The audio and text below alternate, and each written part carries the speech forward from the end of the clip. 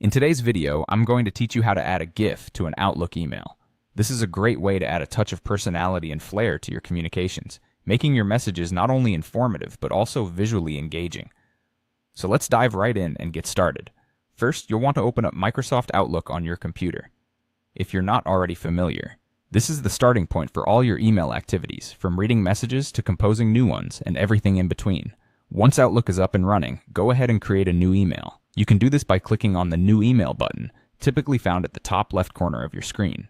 This brings up a fresh email window where you'll draft your message. Now take a moment to consider where you'd like the GIF to appear inside your email. Do you want it at the beginning to captivate your reader's attention right away, or perhaps in the middle or at the end to emphasize a particular point? Place your cursor carefully at the desired spot in the message body.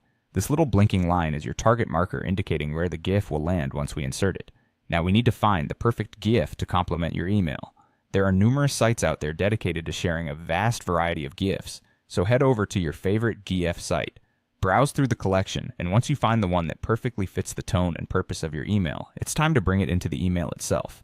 Most GIF sites offer a straightforward interface, often with search features or categorized selections to ease your browsing experience. Once you have selected the GIF you want, you can simply click and hold on it, then drag it directly into your email message. It's a smooth, intuitive action. Just drop it right into the email where your cursor is patiently waiting.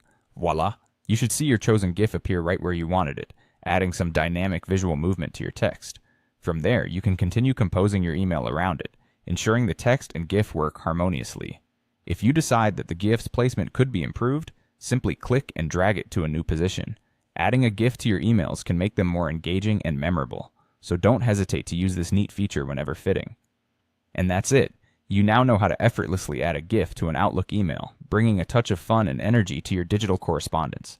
Remember, practice makes perfect, so try including GIFs in some of your future emails to get comfortable with the process.